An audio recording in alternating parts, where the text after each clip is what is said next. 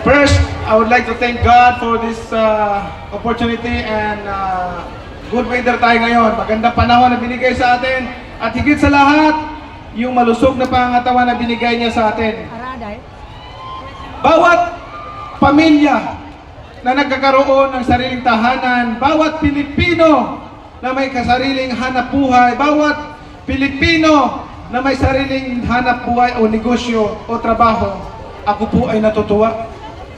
Ako po ay natutuwa sa bawat Pilipino na umasinso sa buhay, nakaahon sa kahirapan. Dahil po, ang inyong likod, gusto ko lang pong ipaalam sa inyong lahat, na bago po ako naging Manny Pacquiao, naranasan ko pong hirap ng buhay doon sa mga hindi pa nakakilala talaga kung saan ako nagsimula.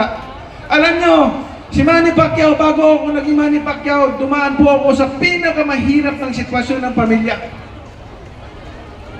Alam nyo po, para makilala nyo lang si Manny Pacquiao, naranasan ko po matulog gilid sa kalye. Matulog lamang gilid sa kalye. Ang sapin ko, karton lang. Minsan makakain, minsan hindi. At yan ay hindi ko makalimutan habang ako'y nabubuhay yung karanasan ko na yun.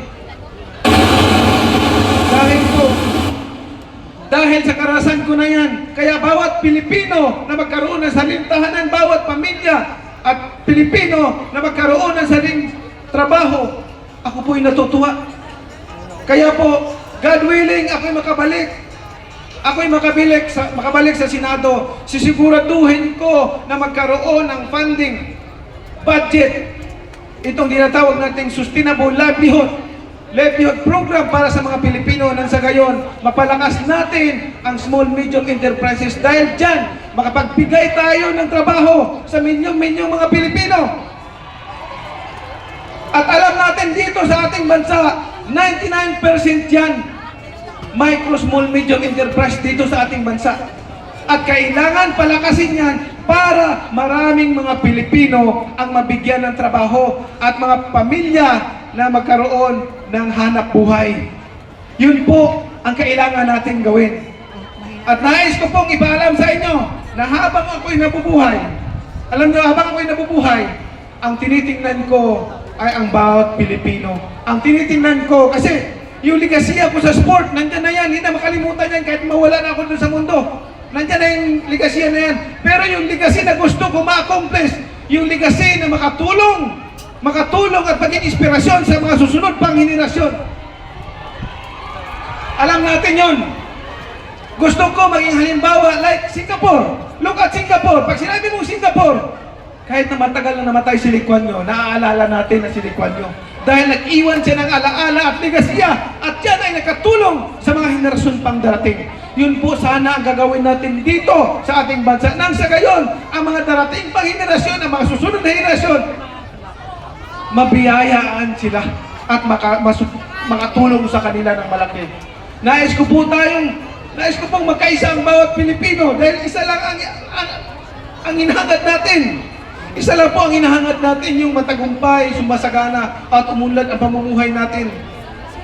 Kaya patuloy po ang Manny Pacquiao na magbibigay ng sariling tahanan at hanap buhay po at magpapaaral sa mga kabataan na hindi makapag-aral. Yun po ang aking ginagawa sa abot ng aking makakaya sa sarili kong pera.